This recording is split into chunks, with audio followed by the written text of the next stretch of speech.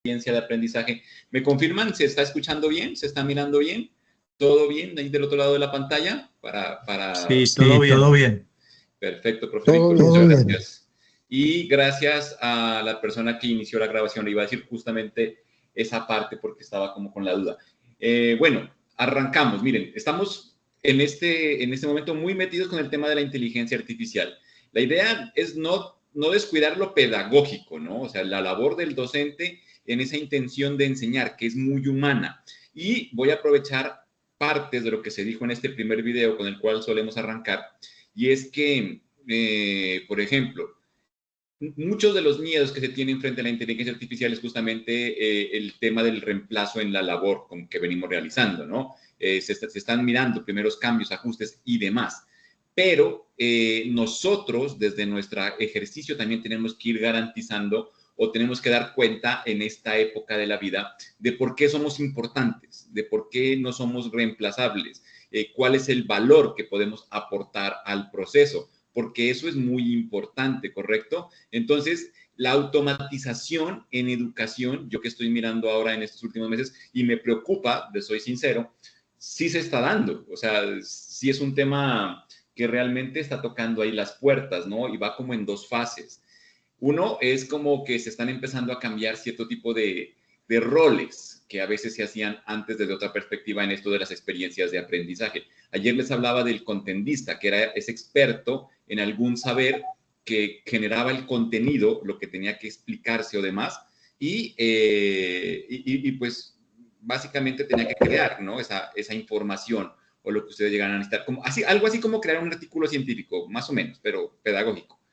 Y como lastimosamente en la práctica, en educación, los profesores a veces descuidan la parte pedagógica, o la mayoría de veces, pues para serles más sincero, entonces los contenidos que entregaban justamente terminaban siendo como muy de ese corte académico, de artículo, y no tenían nada de explicación.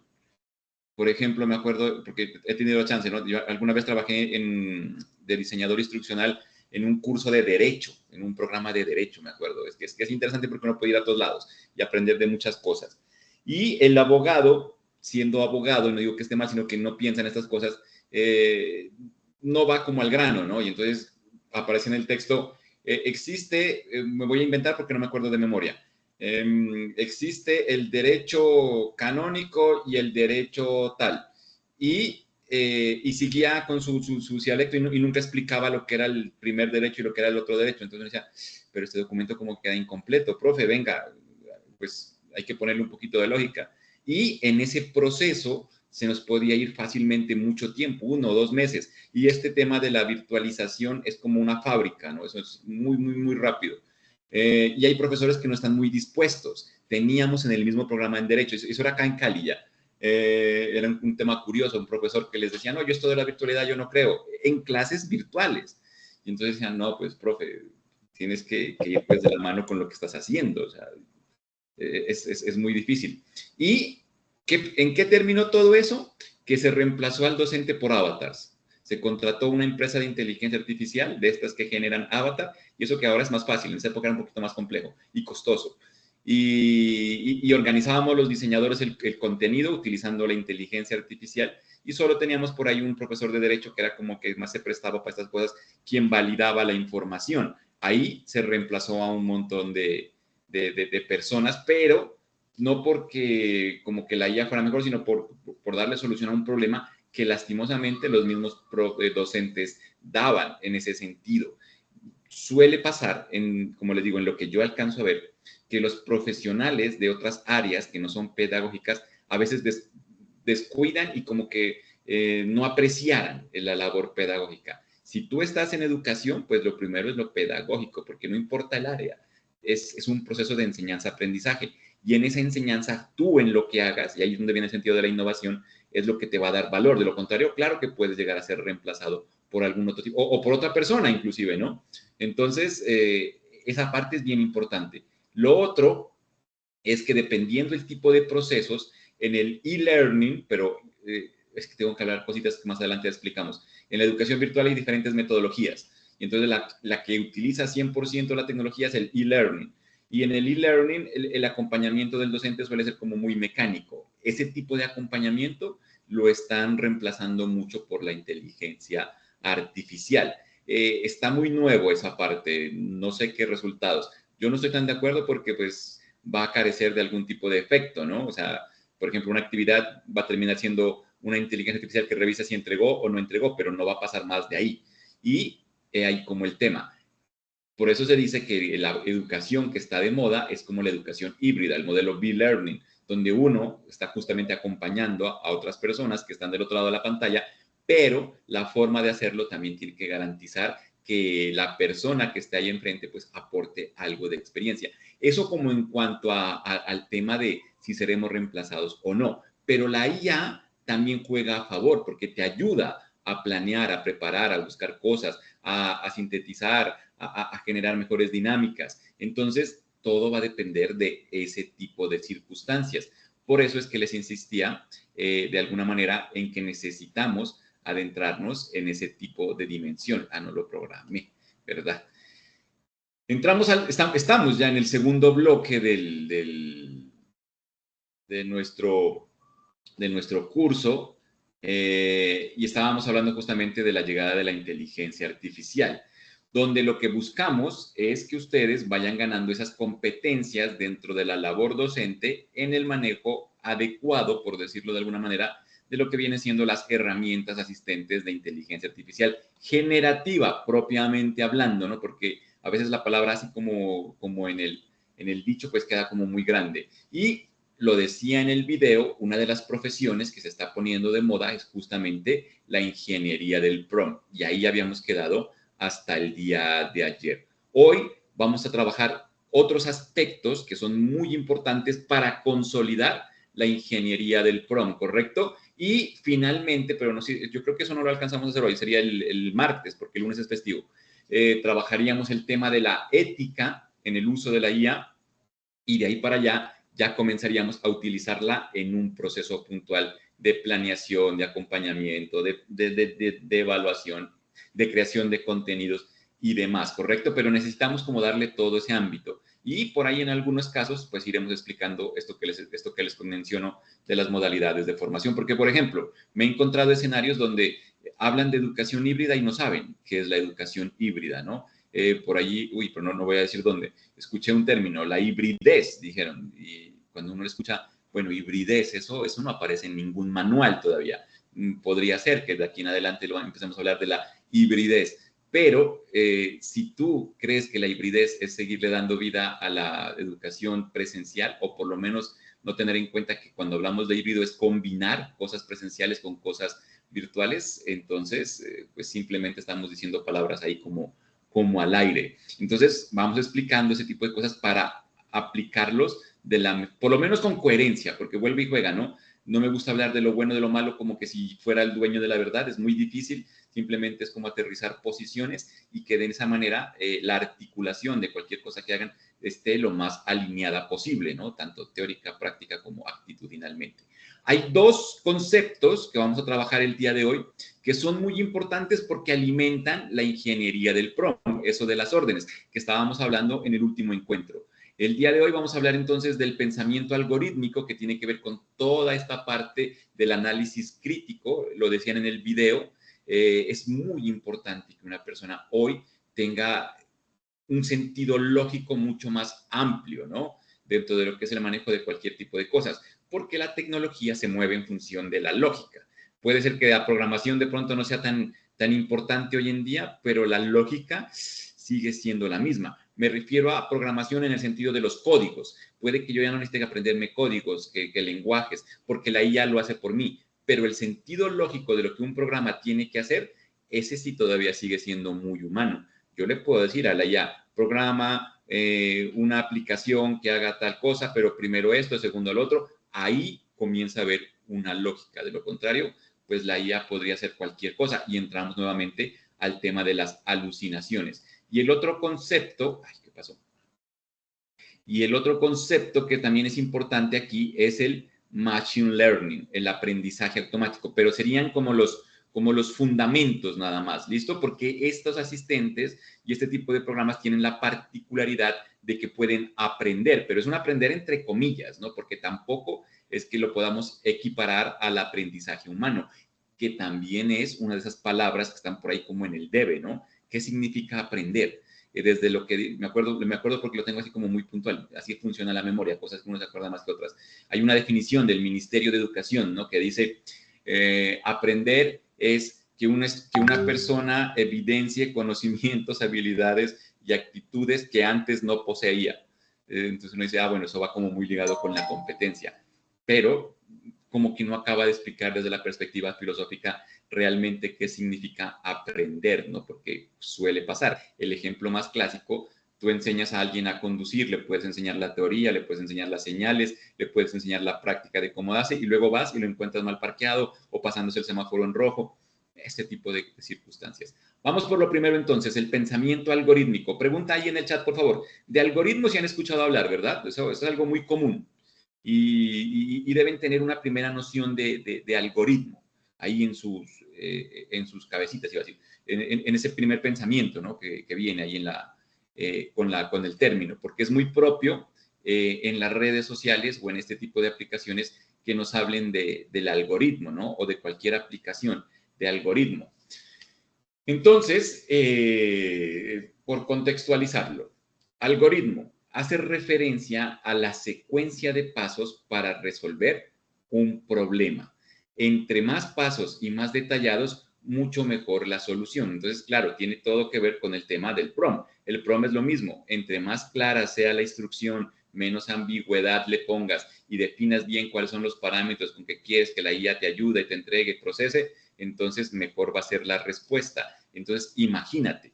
Pero, ¿qué significa esto del pensamiento algorítmico? Que de aquí en adelante ustedes tienen que empezar a pensar en que cada tarea que hagan con la asistencia de la inteligencia artificial la deben descomponer, la deben dividir en tareas más sencillas, porque el algoritmo justamente es eso, dividir un problema en pasos más sencillos. Entre más detalles y más pasos y más claros sean, mucho mejor. ¿Listo? Tal cual como si se armara un rompecabezas.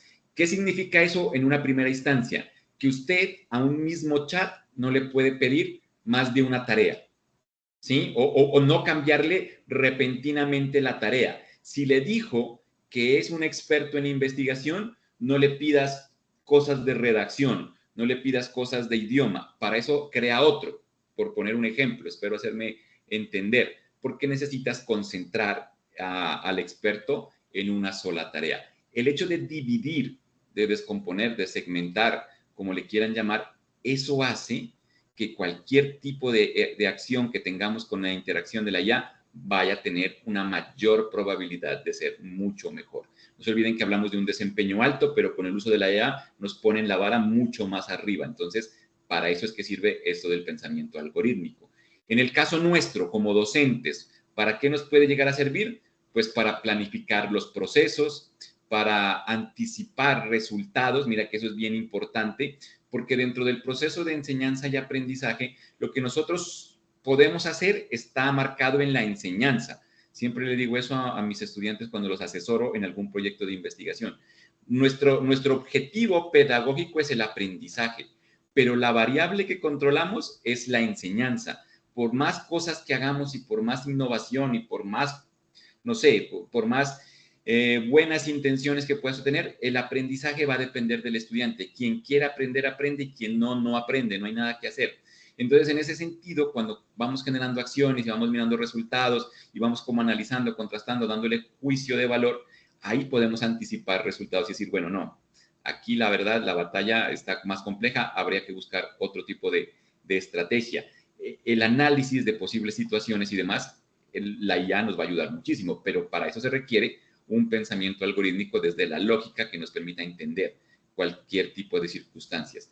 En ese sentido, no es que ustedes se vayan a volver ingenieros ni programadores, ni mucho menos, ¿no? Sino es buscar siempre un razonamiento lógico que les permita identificar qué se puede hacer, que sea aplicable, o sea, que realmente pueda tener algún tipo de respuesta favorable, qué tipo de situación estoy enfrentando que en ese sentido puedan planificar o puedan organizar la tarea de la mejor forma posible para poder resolver ese tipo de circunstancias. Uno de los consejos que se suele dar aquí para poder ganar ese pensamiento algorítmico es jugar juegos de lógica. No sé si ustedes están como muy relacionados o no. Yo aquí la voy a traer a colación a mi esposa, porque a veces me miran el celular que estoy jugando ese tipo de juegos de bloques o hasta el Candy Crush, ¿no? Porque quien no le aplica lógica no va a conseguir resultados. Es una forma de entrenar. Sudoku o ese tipo de juegos. Me interesaría esa respuesta. ¿Ustedes juegan ese tipo de juegos, de aplicaciones? Por favor, me lo ponen ahí en el chat. A ver si me acuerdo. Ah, no, míralo, aquí estaba. Mira que es interesante. Yo desde hace un buen rato, miren, aquí en LinkedIn pusieron de moda estos juegos. No sé si los conocen o los han visto. De organizar los números. A mí me gustan estos dos, todos los días, ¿no? Y de marcar las casillas, que no pueden coincidir horizontal o verticalmente. Por ejemplo, ese tipo de circunstancias a las cuales uno se enfrenta le ayudan a desarrollar el pensamiento lógico. Entonces, sí se vuelve algo importante que tratemos de generar como ese tipo de destrezas. De ahí para allá, al que le guste, ¿no? Hay un montón, juegos de blog, hasta el Candy Crush, como les digo, porque es que no se trata solo de poner los 3 colorcitos porque sí, hay que pensar en la siguiente jugada, que si yo aquí quito esta pieza y por acá la pongo, entonces me vuelve el martillo y que con eso puedo romper más. Todo eso juega, pero hace parte de esa lógica que a veces descuidamos o no conocemos o no le damos la importancia que puede llegar a tener, ¿correcto? Entonces, eso es lo que dice acá. Siempre, siempre nuestra competencia cognitiva desde lo lógica va a estar enfrentada a ese tipo de circunstancias. Necesitamos desarrollar, bueno, fortalecerla, porque no es que no la tengan, fortalecerla, pero ponerla como en un sentido más consciente vendría siendo la mejor palabra en la que lo puedo expresar. Que no se quede algo como por ahí en el aire, sino que realmente yo sea más consciente de que es necesario organizar primero esto, segundo esto, tercero esto, ahora voy a hacer tal cosa, porque eso te va a llevar. ¿Sabe que el parchís también? Sí, puede ser. Hay que pensar, ¿no? En muchas circunstancias. El ajedrez, bueno, ahí depende. Mira que, por ejemplo, en ese sentido, la educación, o por lo menos desde la innovación educativa, se han hecho algunos ajustes. Han escuchado hablar de la gamificación, ¿no? O hay otra teoría, ¿cómo es? Me olvido, porque son dos diferentes. Una es la gamificación y otra es el aprender jugando, pero no me recuerdo, creo que tiene otro nombre, no es aprender jugando, sino, no me acuerdo el nombre específico, pero esa es la teoría, aprender jugando. La lúdica es la forma en la cual se realiza. No tiene un nombre, tiene un aprendizaje basado en juegos, ese es, aprendizaje basado en juegos. Pero es diferente de la gamificación. Tienen como unas relaciones, pero no va lo mismo en el desarrollo. La gamificación tiene que ver con cumplir las premisas que hacen que los juegos sean interesantes y motivantes en una persona al punto que es capaz de atraparlo y no dejarlo salir como de ese ciclo, ¿no? Porque alguien se puede quedar jugando todo el día y como que no siente el tiempo y como que están otras cosas y uno dice, bueno, ¿y por qué en educación a veces nos cuesta tanto? Y como que parece que fuera una cárcel y tantas cosas. Y un montón de pedagogos pensaron en ese tipo de cosas y apareció la gamificación. Cuando uno la va a poner en práctica, es cumplir con algunos criterios. Yo no estoy, es que mi memoria me falla porque la información viene más sencillo desde otra perspectiva dentro de las TIC, ¿no? Pero son como 9 pasos, creo que son los mínimos, si mal no estoy. Si no, uno se busca un referente y ahí están. El hecho es seguirlos al pie de la letra. Por ejemplo, el primero es permitirles que escojan un nickname, que el nickname es un nombre diferente al nombre real, el que quieran, porque eso hace parte del compromiso y de la motivación. En un juego siempre lo hacen. Luego está el tema del avatar. Que lo que sea que hagas le dé la posibilidad de crear un avatar, supremamente importante. Luego está el tema de las recompensas. Entonces tiene que haber una recompensa y no puede ser la misma recompensa para el primero, para el segundo, para el tercero. Tiene que ser diferente porque si no se pierde. esa tiene un nombre, esa parte de la recompensa. Yo siempre me olvido porque como viene del inglés, no me queda tan fácil recordarlo. Pero sí les recomendaría, ¿cómo es que se llama este documental? Documental Netflix Game Over, creo que es, o no estoy seguro si se llama así. No. Videojuegos. High Score. Con que vean, mi hijo me tiene todo lleno de Saya Boys ahora. Este documental es buenísimo. Esta miniserie, ¿no? Para los que les gusten los videojuegos, pues se van a entretener. Pero desde esto que les estoy diciendo, entender cómo funcionan los juegos es realmente importante. Aquí hablan de eso. Tienen inclusive hasta factores psicológicos, ¿no? Porque entonces tú realmente ahí entras. Vuelve el tema de las mediaciones pedagógicas, ese facilitador. Si tú quieres, por ejemplo, optar por este tipo de estrategias, más adelante las vemos con más calma, pues lo mínimo es que entiendas del mundo de los juegos, que seas alguien que juega, ¿no?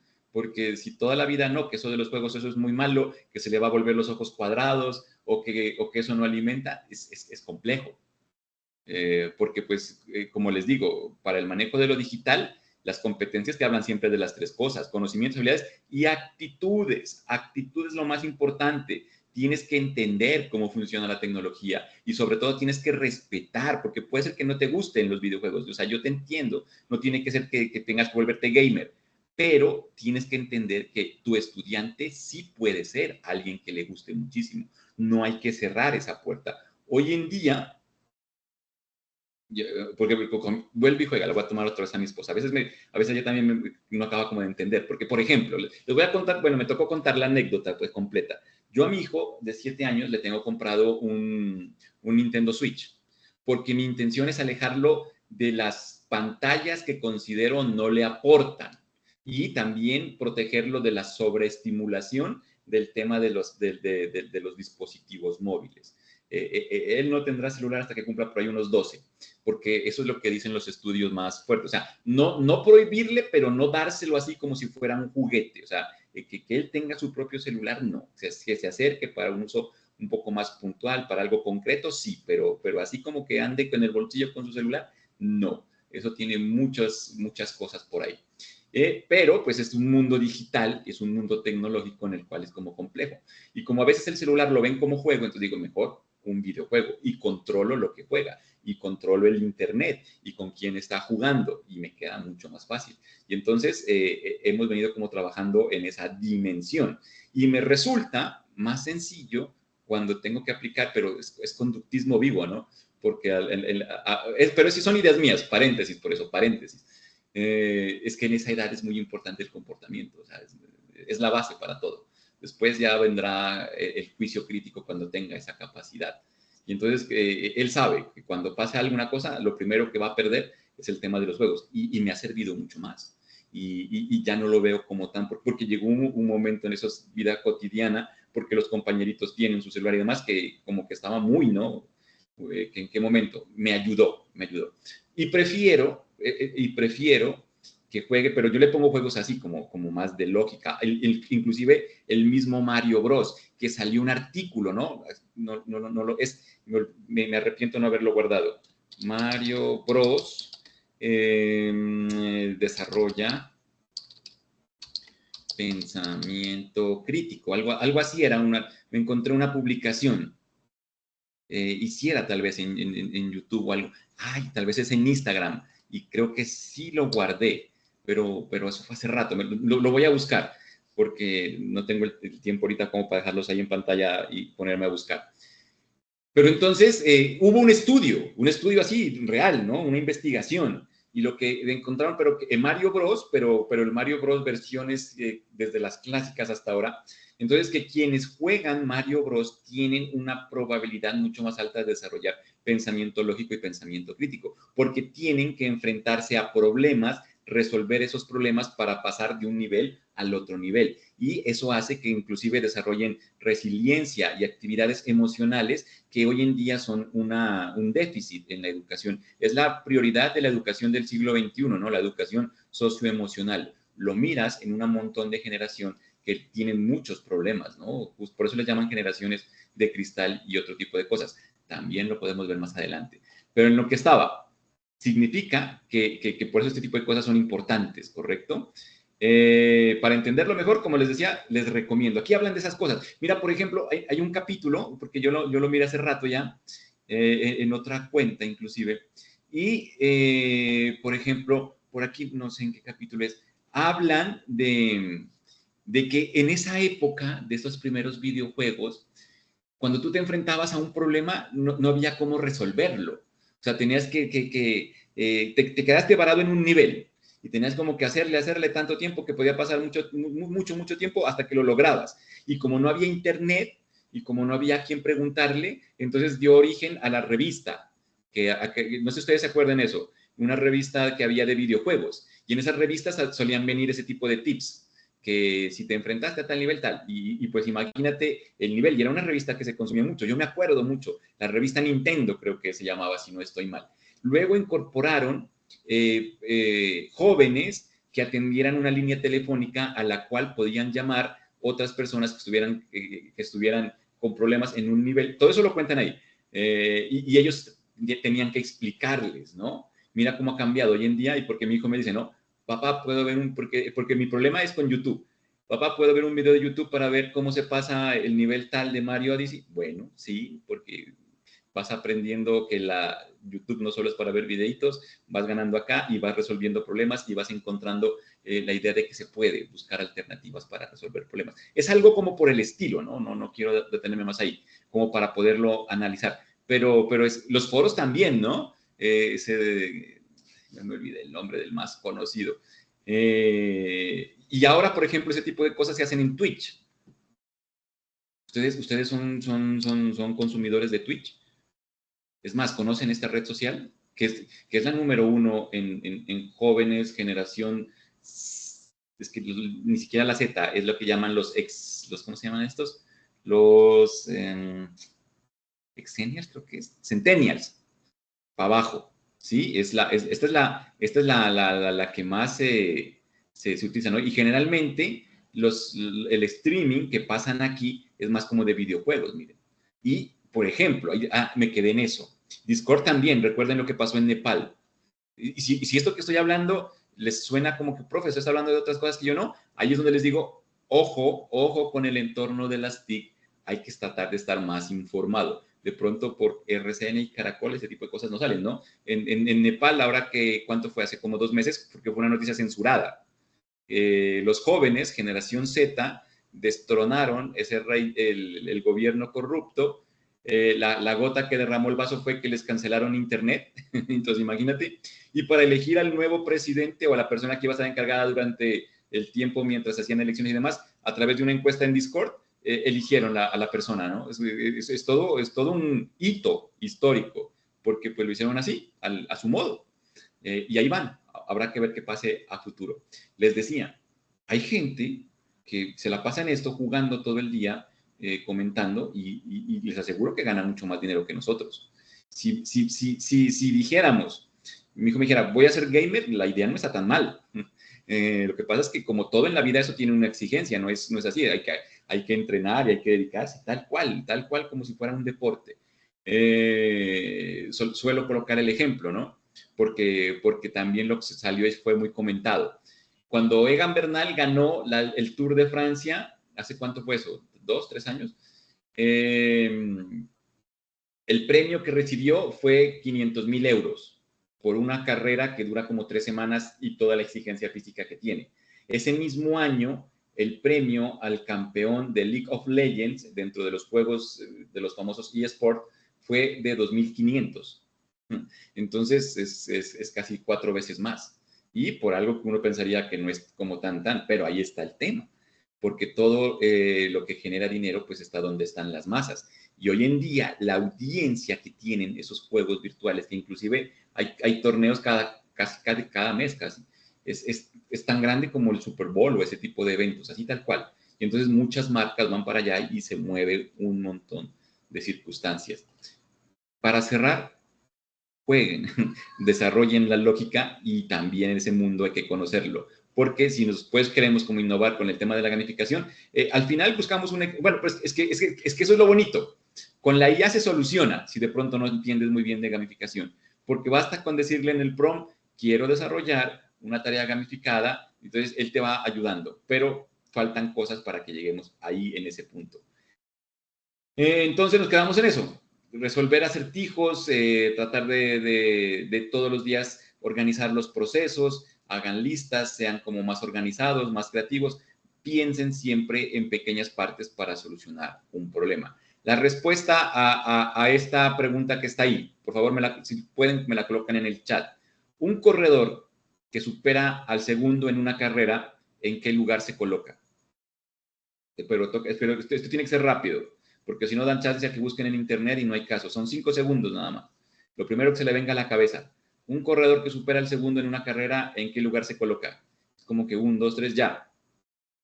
Sería muy bueno en lo presencial, porque ahí sí tocaría, ¿no? Es una pregunta de lógica.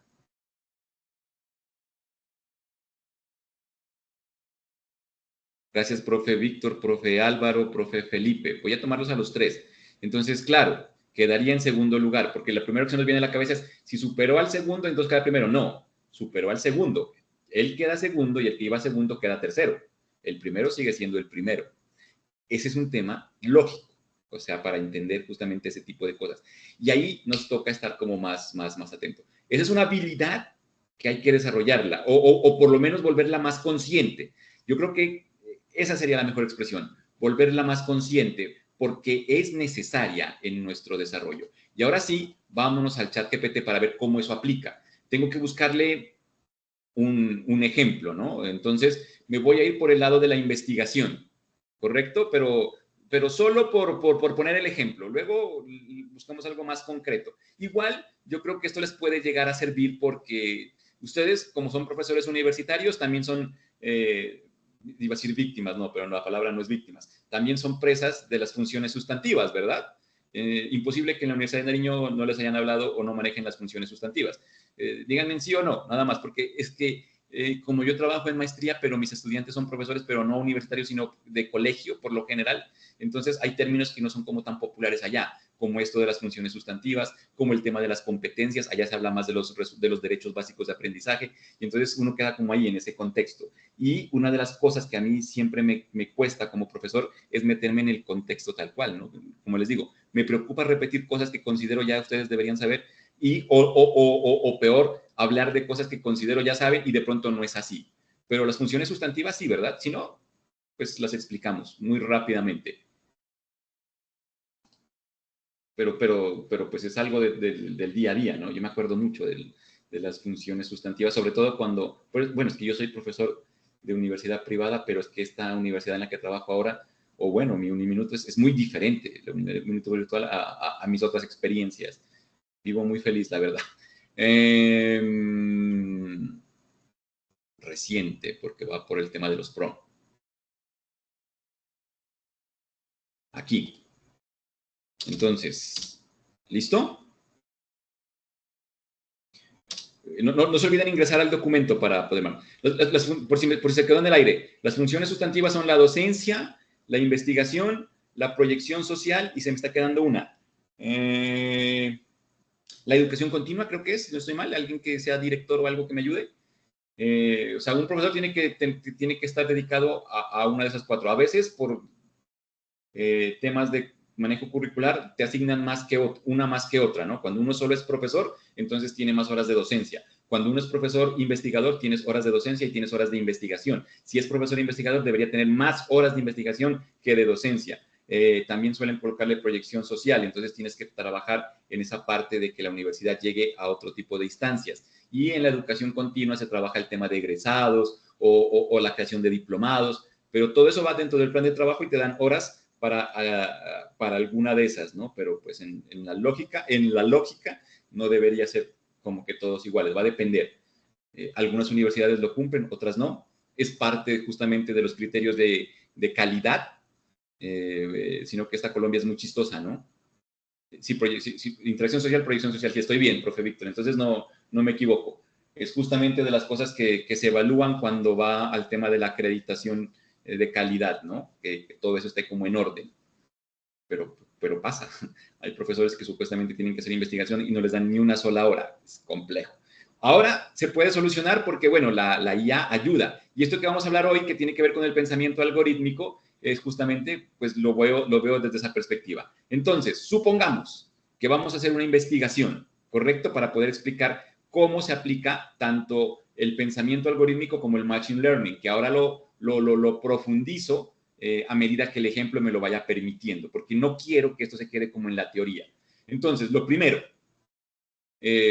pensamiento algorítmico. Necesito hacer, pongamos el caso, un artículo de investigación. Pongámoslo aquí en el promeso, justamente.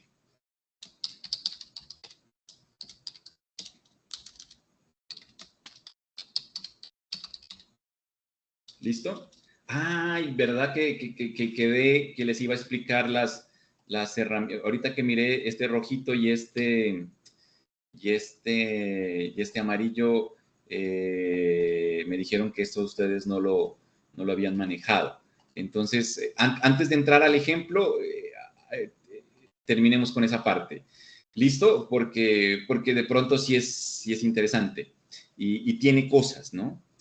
Miren, lo voy a tratar de abordar así. Existen asistentes de inteligencia artificial que no necesariamente están así como ChatGPT y las demás que mirábamos ayer, sino que vienen marcados como aplicaciones, que dentro del manejo del navegador son las famosas extensiones, ¿sí? Entonces son programas que van incrustados en el navegador y que te ayudan a hacer alguna tarea cuando estés utilizando el navegador, que inclusive, porque me toca explicarlo, yo utilizo Google es por esa circunstancia, por el soporte y el manejo de extensiones que suele llegar a tener. Esto tiene que ver con una premisa básica, que son las competencias digitales. Yo creo que sí me serviría si lo muestro así.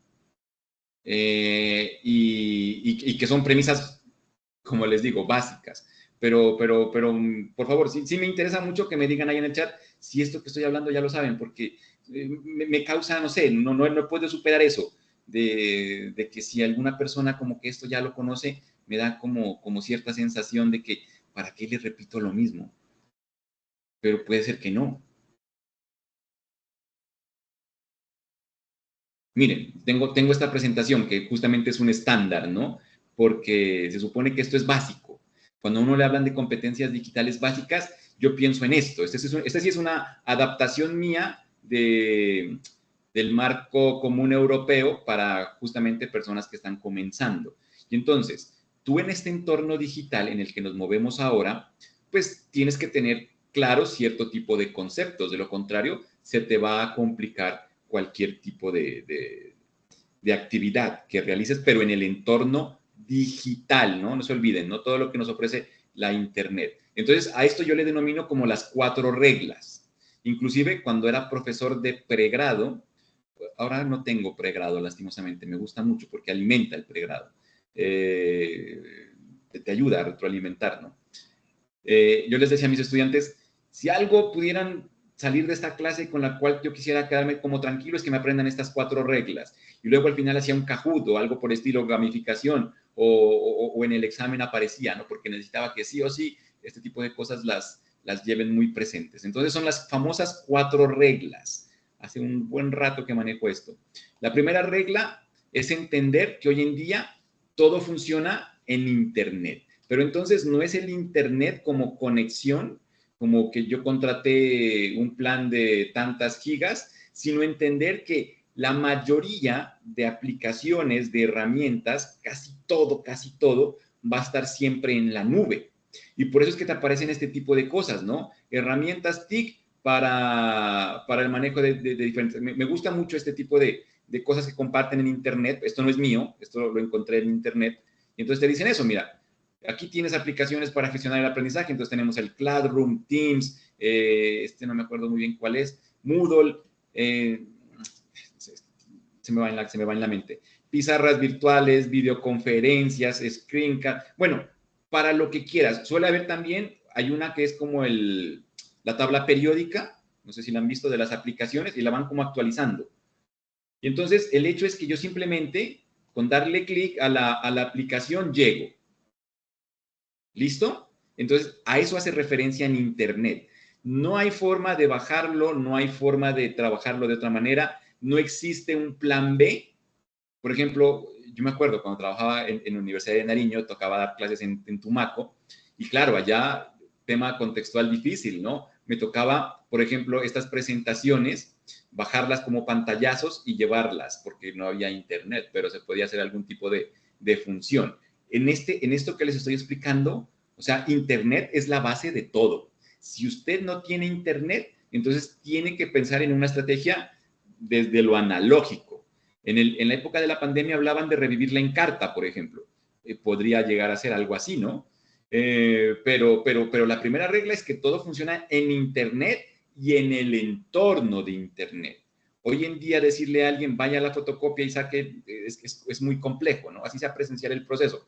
Si no, yo les dejé ahí en el curso, en la sección de documentos, está justamente el material. Si ya ustedes lo quieren imprimir o lo que sea, pues es cosa suya. Pero, por ejemplo, el factor conectividad está ahí, que tenemos esa posibilidad. Entonces, como que todo funciona en Internet. Sin Internet, nada que hacer.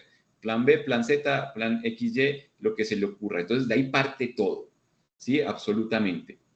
Como todo funciona en Internet, la segunda regla es el usuario. ¿Qué significa eso del usuario? Eso es el concepto de la nube.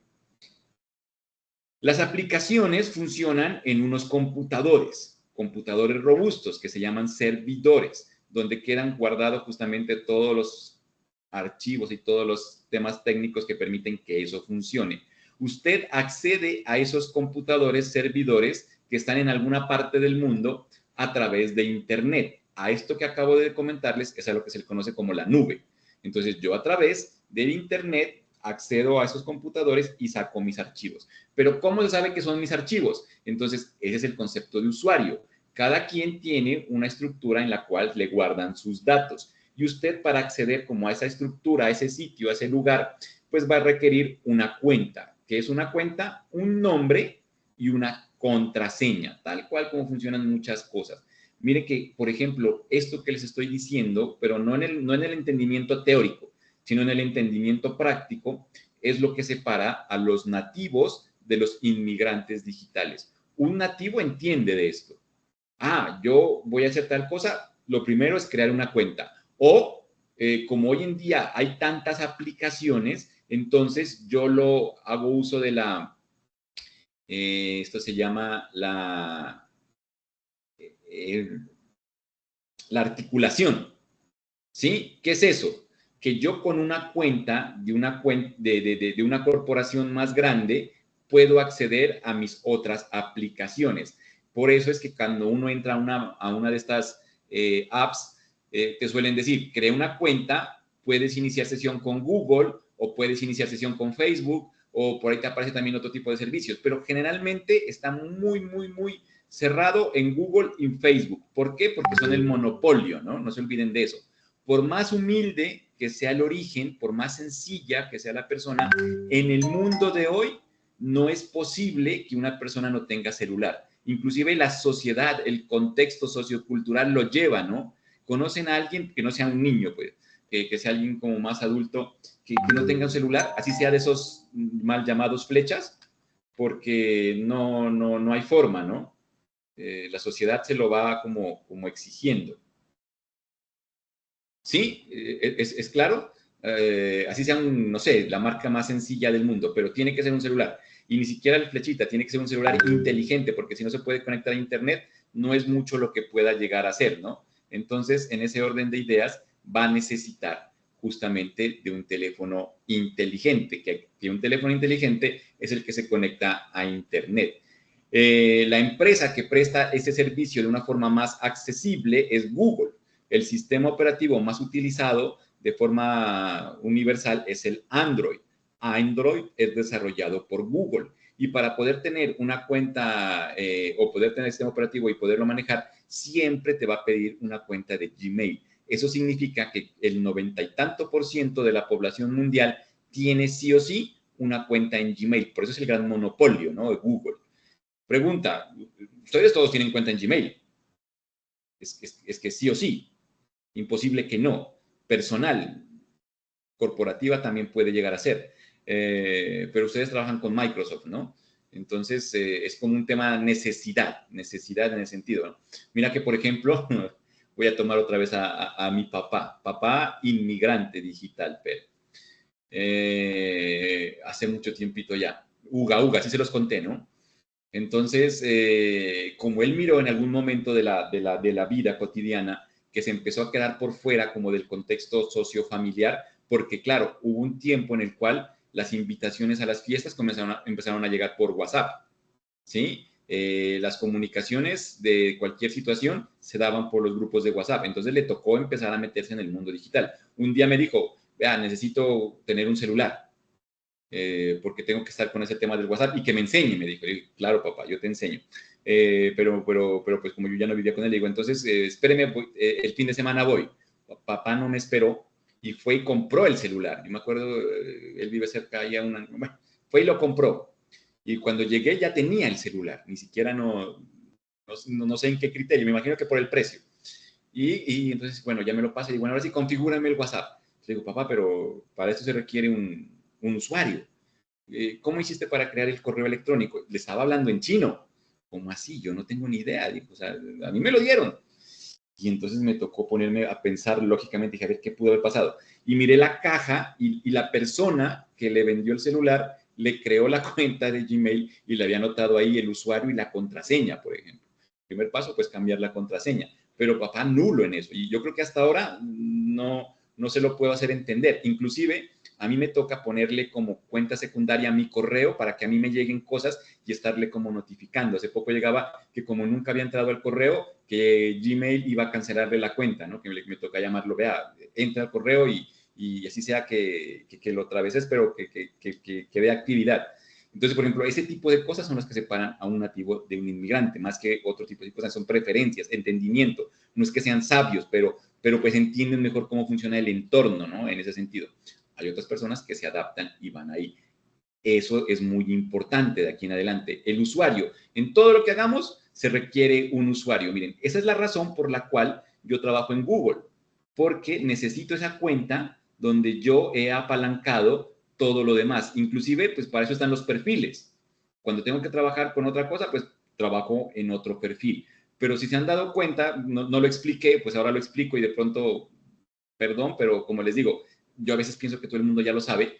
Por eso es cuando entro a ChatGPT, automáticamente se carga mi cuenta por la sincronización. Como aquí está activo, entonces toma mi cuenta. Lo mismo en cualquier aplicación que yo abra en este navegador, porque la sincronización ya está activa ahí.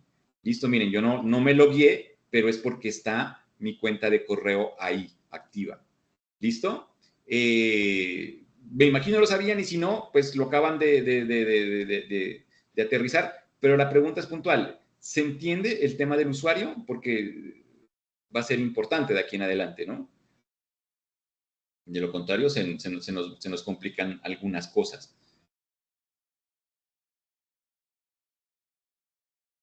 Perfecto. Inclusive, pero es que ustedes, yo estoy seguro que sí lo saben. Mira que una habilidad básica para comprobar esto es que en el celular puedan tener más de un usuario. Por ejemplo, está el personal y el corporativo. Yo no creo que a algunos de ustedes en este momento de la vida, después de la pandemia y todo lo demás, se le complique eso, pero en la pandemia era común. Personas que no sabían cómo ingresar otro usuario en el celular para tener el perfil de trabajo y el perfil personal, que luego, bueno, los mismos sistemas operativos lo hicieron como más fácil, pero son conceptos, como les digo, básicos. Dentro del usuario, ya estoy en internet, ya tengo el usuario, ya entiendo que cuando yo doy mis datos de ese usuario, por eso es que me cargan mis aplicaciones, mis fotos, mis posts, lo que sea, porque pues identifica quién es y te pone ahí en orden, ¿no? Ahora, en este entorno nuevo del mercado digital, aparece la figura del prosumidor. ¿Qué es eso del prosumidor? Que nosotros no solo recibimos, sino que también creamos contenido. Eso significa que todo lo que tenemos en el ámbito digital, como una presentación o un post, lo demás, va a tener privilegios. Y el concepto de privilegios también es supremamente importante, porque los privilegios van como en la doble vía. lo que me permite la herramienta hacer en términos de licenciamiento y lo que yo permito que se haga con lo que creo en la herramienta. Y eso es muy importante, ¿no? Porque de lo contrario, pues no se maneja muy bien. En el marco común europeo, eso está dentro de una habilidad que se llama creación y colaboración en el entorno digital, que tiene que ver con esta parte puntual. Entonces, toda aplicación, toda aplicación, así te diga que es gratuita, de algo tiene que vivir. Nadie hace nada gratis. Yo me acuerdo mucho de un profesor que tenía en la universidad, y allí en la de Nariño, cuando hacía la licenciatura, me acuerdo, que nos enseñaban este tipo de cosas, que nos decía, sin ánimo de lucro no significa con ánimo de pérdida. Entonces, de alguna forma u otra, tienen que salir los recursos que sostienen el desarrollo. Y así es. Uno cuando va dice, bueno, Genially yo lo puedo usar gratis, pero ¿de qué vive esta gente? O ChatGPT, yo lo puedo utilizar gratis, pero entonces ¿de dónde es que ganan ellos y por qué es que es una compañía tan valorada y demás? Entonces, todo el mercado está pensado en términos de ganancias y ese es el famoso licenciamiento. Cuando te dicen gratis, no necesariamente es tan gratis. Algo por ahí debe pasar, así sea el tráfico. El tráfico también vende, ¿no? Es como el rating en la televisión. Entre más personas vean, pues más caro le puedo cobrar a la publicidad y los de la publicidad son los que terminan pagándome a mí el desarrollo. Acá es igual. Una empresa que tenga muchos usuarios, pues es una empresa cotizada a la cual se la puede contratar para cierto tipo de aplicaciones puntuales. Por eso la gente de OpenAI o los que hacen Genial y estos se vuelven desarrolladores mucho más efectivos, ¿no? Entonces, ese modelo gratuito que te ofrecen va por ese lado. Pero lo gratis, en términos de licenciamiento en una aplicación, generalmente se reconoce a una aplicación a la cual tú puedes utilizarla, pero que te genera algún tipo de restricción. Lo importante ahí es reconocer cuál es la restricción. No puedes utilizar cierto tipo de imágenes, no puedes hacer cierto tipo de acción, que para descargar entonces te vale. Simplemente es reconocer esa dimensión, qué sí se puede y qué no se puede. Esa es la licencia gratis, ¿correcto? Que más o menos, esto si no estoy mal, viene como desde el 2010, desde la aparición casi de la Internet moderna. Hay un documental, pero es viejísimo, ¿será que me aparece? El precio de lo gratuito. Eso era documental. Es de un canal importante. Este creo que es. Esta es la historia de una revolución silenciosa que afecta... Sí, ese. Bien interesante. Se los voy a dejar aquí en el chat si tienen algún momento chance de verlo, porque lo que cuenta es justamente cómo fue que en el cambio industrial de los bienes de consumo analógicos a los bienes de consumo digital se produjeron cierto tipo de actitudes y de cosas, ¿no? Y en ese sentido, la sociedad está dispuesta a dar cosas de su intimidad, datos y demás, en función de poder utilizar algo supuestamente de manera gratuita. Tiene que ver con la seguridad también. Que ChatGPT te puede robar los datos, que no uses DeepSeek porque los chinos te van... O sea, toda aplicación, desde el modelo gratis, algo saca provecho. ¿Listo? Lo importante es uno tener ahí claro qué es. Inclusive, a veces para poderlo usar te dice, ¿no? Habilita los permisos para tal cosa, habilita tal... Entonces, desde ahí viene. Y con eso, pues, alguna cosa pueden llegar a generar. Pero así se mueve el modelo, ni bueno ni malo, así se mueve el modelo. Pero entiéndanlo en ese sentido.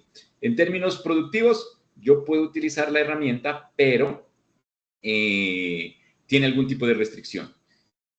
Luego viene el modelo freemium, que le llaman de esa manera. ¿Qué es el modelo freemium? Una versión de prueba o un acceso temporal que te dan algún tipo de herramienta para que la pruebes. Una semana o 7 o 3 días o un mes, que no han mirado, en todo bien, ¿no? Prueba Spotify durante 3 meses, Spotify Premium durante 3 meses para que conozcas tal cosa. Prueba YouTube Premium para tal cosa. Siempre va a estar como en ese modelo freemium que te dan una temporalidad, puedes utilizar toda la herramienta y lo que quieren es engancharte para después pasarte al tercer nivel, que es el nivel de pago, donde tú ya pagas un valor mensual, puedes acceder a todas las funciones o a unas funciones mucho más avanzadas y en ese sentido, pues, utilizar de mejor manera la herramienta, ¿no? Entonces va como en esa escala. Las inteligencias artificiales están más arraigadas como en esto del freemium y lo del pago. Hay algunas que son gratuitas, pero pues tienen los problemas, ¿no? De restricciones, que se te corta. Es casi un modelo freemium realmente. Cuántos prompts te deja hacer en el día, cuántos documentos te deja cargar. Por ejemplo, DeepSeek cuando salió era muy buena, pero entonces como al ser gratuito se metió tanta gente y no aumentaron el tema de la capacidad de servidores, entonces se te puede llegar a demorar un montón. Para que te evites eso, entonces paga y vas a un usuario premium donde ahí sí ya no tienes esos problemas, pero siempre va a estar como inmerso en ese tipo de circunstancias. En este momento es muy bueno como meterse con las IA de Google porque como están apenas lanzando unos nuevos modelos y están tratando de capturar gente, están trabajando desde lo gratuito en muchas circunstancias que antes eran de pago, ¿no? Porque están en esa pelea de quién sí o no. Como les decía, y si no lo han visto, hablamos de Atlas, de pronto para el próximo lo voy a iniciar por ahí, que la gente de OpenAI está buscando crear su propio buscador, su propio navegador, su propia red social, para que todo el mundo y todo el tráfico se vaya por ahí. O sea, ellos quieren ser el nuevo Google. Y ahí va a haber un tema, porque si todos vamos a estar como presas a ChatGPT, como a la mejor inteligencia artificial, es muy posible que todo el tráfico se vaya para allá. No necesitaríamos como otro tipo de aplicaciones. Habrá que ver qué pasa, pero en eso están. Eso en cuanto a los modelos, ¿listo?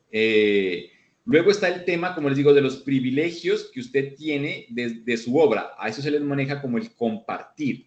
La idea es que todo lo que hagas lo compartas en Internet, porque no tiene ningún sentido. Por ejemplo, esta presentación que yo tengo, descargarla, no va a funcionar las interacciones, los videos y demás en el entorno. Todo funciona ahí en esas posibilidades multimedia que me ofrece el Internet. Entonces, siempre, cualquier aplicación va a traer la opción de compartir. Siempre va a estar este icono que dice compartir y aquí está el enlace de visualización.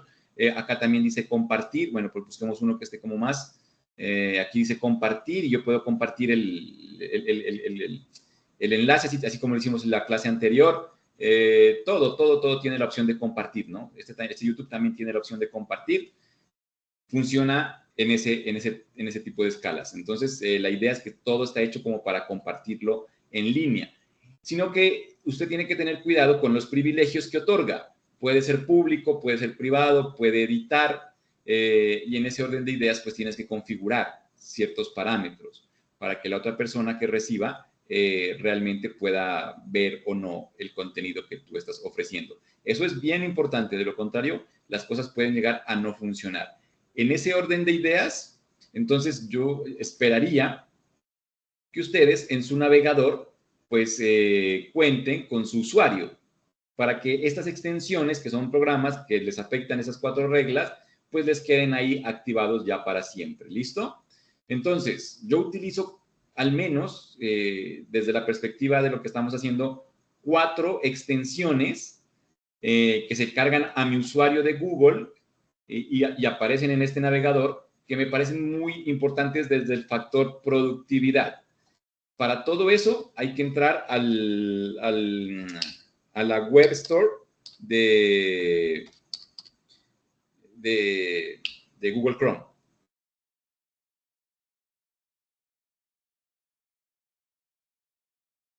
¿Listo? Si quieren, pues se las comparto aquí en el chat. Pero no se olviden que esta web store va a funcionar siempre y cuando usted tenga activa su cuenta de correo. Eso sí es clave. Por eso toda la explicación anterior. De lo contrario, no les va a funcionar igual. Y aquí hay un montón de programas que sirven para alguna tarea específica. ¿Correcto? Dentro de todo ese montón de cosas, pues yo utilizo, como les digo, 4 cosas que en términos de productividad, para esto que estamos haciendo, me han resultado muy útiles y que las suelo recomendar. La primera es justamente esta del lenguaje tool. Simplemente hay que buscarlo así. Corrector ortográfico y gramatical. Un corrector que funciona con inteligencia artificial y lo que hace es reconocer la palabra y ver si está bien escrita, mal escrita, darme alternativas y pues en ese sentido funciona muy bien. Pero no se olviden que solo en el navegador. En Word no les va a funcionar, en el Word normal. tiene que ser en el navegador. Si utilizan otro tipo de navegador que no sea Google Chrome, por ejemplo, no sé, el Chromium de Edge o Firefox, pues busquen en las extensiones que manejan esos navegadores. A veces las hay, a veces no las hay. Como les digo, yo soy más del ecosistema Google por eso, porque generalmente hay más soporte, más que otro tipo de circunstancia. Porque pues monopolio es monopolio, ¿correcto? Y aquí simplemente, una vez que están en la extensión, se los voy a copiar aquí en el chat.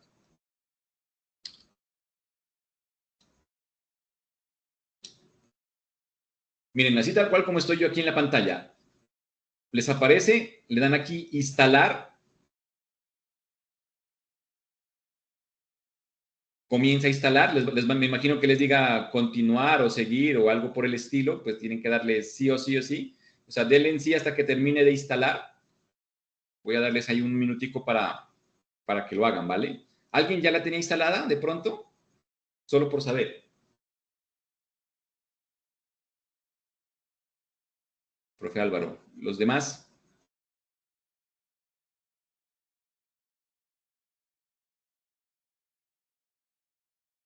Ah, bueno, entonces de pronto no es necesario como tanta vuelta.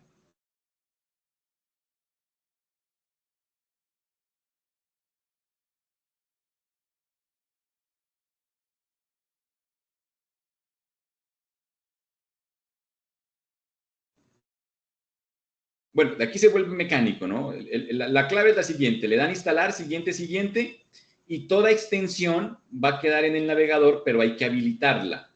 Está en este botón justamente acá arriba, que parece como una ficha de rompecabezas, que se llama extensiones.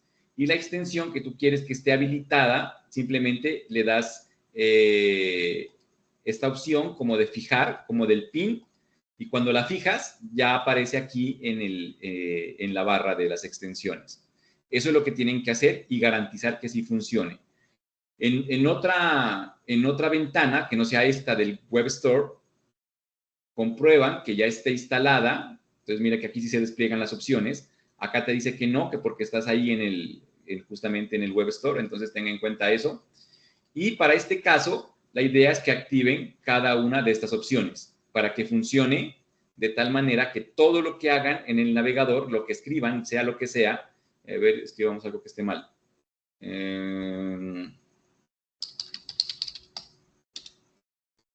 Siempre lo va a corregir, que por eso es que me aparecen aquí estas lineecitas. Acá escribamos algo que esté mal.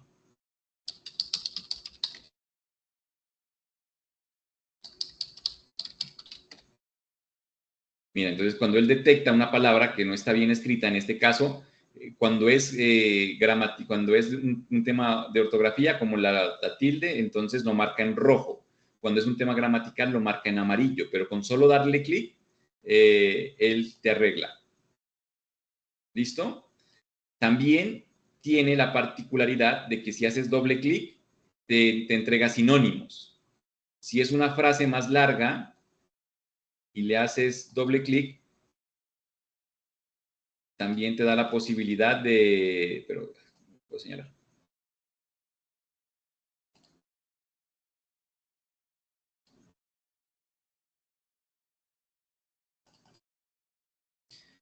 De parafrasear, que de pronto todo ese párrafo te da opciones de cómo poderlo escribir mejor. ¿Sí? Entonces es como una IA que va ahí integrada y es muy interesante. Si tú evalúas un trabajo o algo por el estilo, pues imagínate todo lo que se puede uno ahorrar ahí en tiempo, ¿no? Inclusive yo ya no les pido ese tipo de cosas, les enseño esto que acabo de mostrar y de ahí para allá, pues la exigencia de que no puede haber ningún error de ortografía es mucho más puntual. Cuando un párrafo está escrito, a ver si puedo encontrar un ejemplo más puntual. ¿Dónde?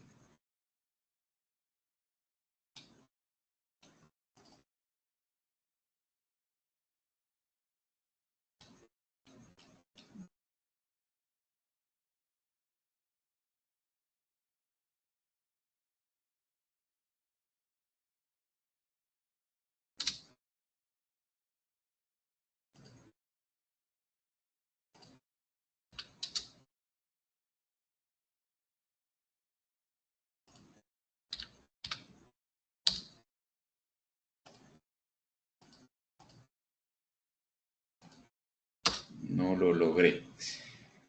Cuando un párrafo aparece con una línea gris, todo el párrafo, es porque está mal escrita es un error de articulación. Por ahí algo nos acaba como de entender. Le falta un punto aparte o un punto y coma. Te muestra ese tipo de cosas y es bien importante. Cuando aparece en azul es porque esa palabra está repetida más de una vez en el mismo párrafo, ¿sí? Entonces por aquí debe haber otro uso. Mira, aquí está. Por eso me marca acá que esta es la segunda vez que aparece esta misma palabra. Esta es significativa. Por acá también debe haber otro que diga ya, que haya escrito por ahí significativa. En algún lado no muy lejano. Y ayuda mucho en eso. Por ejemplo, ese tipo de cositas, cuando yo reviso un texto que me da la IA suele cometer ese tipo de errores, de utilizar la misma palabra más de una vez, y esas son unas cosas con las cuales suelen los famosos detectores de IA jugar para ver si fue escrito o no. Con esta, por lo menos, tendría la chance de poderlo arreglar en algún momento determinado. ¿Listo? Por eso, pues, tan importante ese tipo de extensión. La otra que me gusta es el tema del traductor, pero el DeepL, porque también es uno de los que más desarrollo tiene y al que más le han metido como temas de inteligencia artificial, ¿no? Funciona muy bien. Va lo mismo, tienen que instalarlo, dejarlo habilitado. Aquí en el panel de extensiones. Una vez que están ahí, en otra pestaña también le dan en el icono para que ya quede habilitado. Y lo que hace, este me pide iniciar sesión, pero no es necesario crearle una cuenta como tal, ¿correcto? Entonces lo que hace es que me funciona como un traductor. Todo lo que yo tenga ahí acceso, simplemente con darle, señalarlo, me aparece este botoncito y ahí me dice traducir esto al español o al inglés o al idioma que sea, e inclusive puedo copiar la traducción o la puedo insertar directamente en el documento, mira, que para temas de investigación sirve mucho, ¿no? Por ejemplo, cuando dicen, quiero el título en español, en inglés y en portugués brasileño, lo mismo con el resumen. Yo he hecho artículos y los he publicado utilizando solo esto. Ya no he necesitado pagarle a un traductor como tal. Para eso me sirve. O si me encuentro algún artículo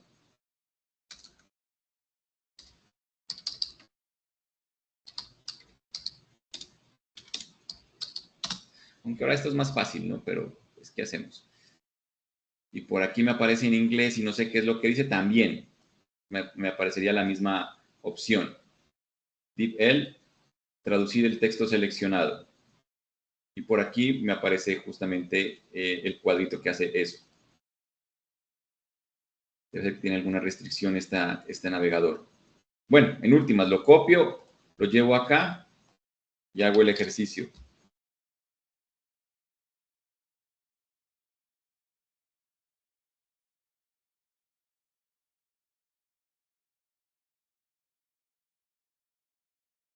¿Listo?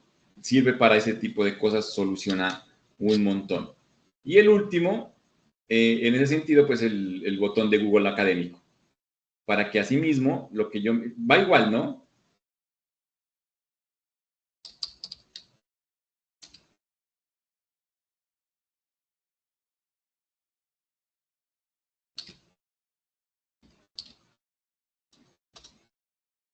Se lo instala, se lo fija, y cuando yo me encuentro algún tipo de documento de carácter justamente de investigación o científico, simplemente con dejar seleccionado el título, voy a Google Académico y si eso existe y se está publicado, él lo encuentra, lo reconoce, y aquí pues tengo la opción de citar, sacar la cita en norma APA, de ver cuántas veces lo han citado y demás, que pues es una ayuda grandísima para cualquier tipo de actividad de investigación. Habría que ver simplemente si corresponde o no, porque puede ser que hayan varios de esos, ¿no? Pero aquí viene una lista.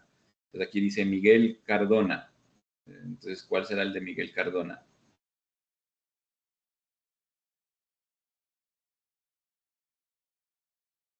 Este no era, mayo del 2023. Bueno, pero me ayuda y tocaría buscarlo por ese lado. ¿No? Debe ser que este no está publicado en una base de datos de Google Académico, pero hay un montón y eso ahorra trabajo bastante, ¿correcto?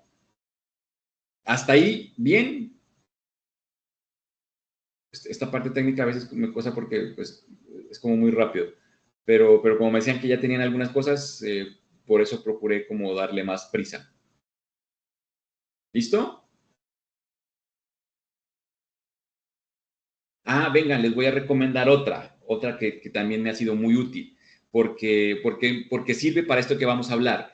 Hay unas extensiones que también son con inteligencia artificial, por ejemplo, el de YouTube.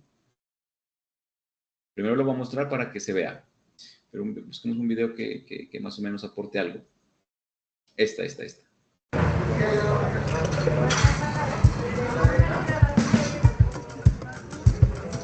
Entonces, mira, tengo esta, que es del video de YouTube, lo vuelve texto. Es una inteligencia artificial que va en una extensión. Entonces, simplemente se le da clic aquí, escoges qué tipo de transcripción quieres, pues dentro de lo que te da gratuito, ¿no? Que generalmente viene esta Pro nada más. Transcribir video, y lo que hace es el mensaje del video lo vuelve texto. ¿Sirve para algo? Claro que sirve para muchas cosas, porque ese texto después lo llevas a una IA como ChatGPT o lo que quieras y le puedes pedir resumen, le puedes pedir lo que quieras, o a veces, me imagino ustedes también en las funciones sustantivas, no sé si ustedes son de este corte, uno participa de reuniones y dicen, hay que hacer el acta, y luego no hay cómo sacar el texto. También puede ser que por ahí te sirva, ¿no? Si es que no tienes alguna plataforma de ese tipo que te entrega como tal el texto resumen.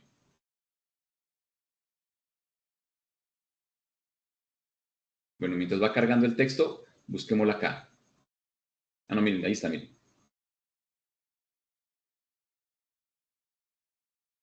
Y entonces esta acción, aunque no lo crean, ayuda un montón, dependiendo de lo que tú quieras. Bueno, viene el tema del pensamiento algorítmico, justamente, ¿no?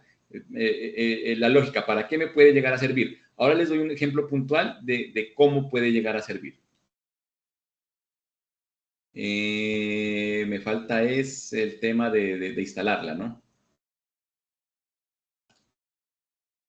Video a texto. Esta es. Lo escogí porque tenía 4.9 de calificación. Lo mismo, instalar y la dejan fija ahí.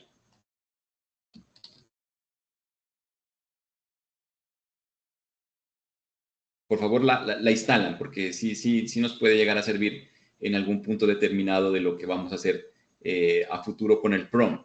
Porque a veces la información pues viene en algún video y ese video lo queremos volver parte del contenido o de ese video queremos sacar ideas que nos ayuden al tema del PROM. Entonces, es una forma fácil de entregarle. Porque yo le puedo dar esta dirección a ChatGPT, pero el ChatGPT no tiene la posibilidad de leer el video, ni siquiera el Copilot, no he visto ninguna, no sé si Gemini. Lo que pasa es que yo no soy muy amigo del Gemini, no lo he probado.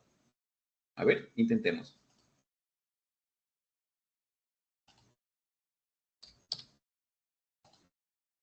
Porque, pues, como son de Google, debería, ¿no?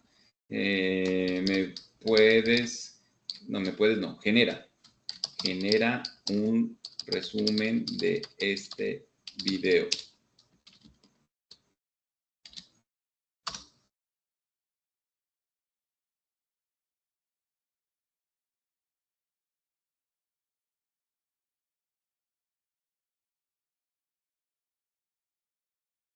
Parece que sí. Yo había leído que el nuevo Gemini tenía sus arreglos, sobre todo para el tema de investigación. Estuve probando, pero... Ah, mira que sí. Ah, bueno, interesante. Pero, pues, para tener el texto así como tal cual transcripción, es que me sirve esa extensión, ¿no? Y de ahí para allá, pues ya cada quien le da un uso acorde a la necesidad del contexto. ¿Listo? ¿La pudieron instalar?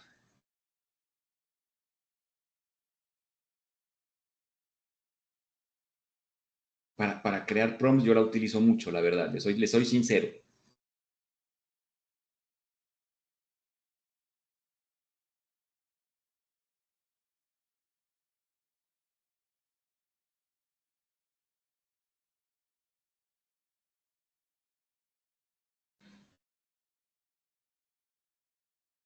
¿Me confirman, por favor? ¿La pudieron instalar? Mejor dicho, ya quedaron las 4 instaladas. Inclusive, no se olviden siempre, el tema del bloqueador también es importante, ¿no? Yo tengo 2, inclusive. Para lo que les contaba el otro día, que por qué no me aparecen las demás cosas. Bueno. Vean, el tiempo se va rapidito. Se hicieron las 8:30. Dejémoslo hasta ahí para que no me quede cortado el ejemplo del artículo de investigación para meternos en el pensamiento algorítmico y darle paso al Machine Learning, ¿correcto? Y hacer prompts mucho más efectivos. Pero como les digo, no es que exista así como tal una lista, sino es la habilidad la que queremos desarrollar. El día martes retomaríamos ya puntualmente desde ahí, ¿correcto? No se olviden que el lunes es festivo, por eso digo el día martes. En eso estamos de acuerdo, ¿verdad? El lunes no nos reunimos. Correcto. Martes nuevamente a las 7 y retomamos de ahí. Mira que el tiempo a veces sí se va muy rápido. Tenía pensado otra cosa, pero bueno. Pero bueno, hay tiempo. Lo importante es que todo quede claro y que ustedes se vayan con lo mejor posible. Entonces, pues por ahora nada más. Les agradezco la reunión del día de hoy. Los espero el martes a la misma hora, 7 de la noche, y continuamos con lo que estamos trabajando. ¿Listo? Feliz resto de noche, feliz fin de semana, disfruten del puente, sobre todo ustedes que ustedes trabajan presencial, ¿verdad? Es que eso también hace parte, ¿no? El contexto es yo como ahora soy remoto, la idea de festivo o la idea de domingo es igual, porque yo todo el tiempo estoy en mi casa, entonces es diferente, ¿no? Y sí sentiría que, pues, cuando uno trabaja presencial, sobre todo en ese ritmo de 8 a 12, de 2 a 6 y que tiene que hacer tal cosas, un domingo, un festivo se siente de forma diferente, ¿no? Entonces, la idea es disfruten este puente, descansen y los veo el martes recargados entonces para continuar con lo que venimos trabajando. No es más, que estén muy bien. Hasta luego. Gracias, profe.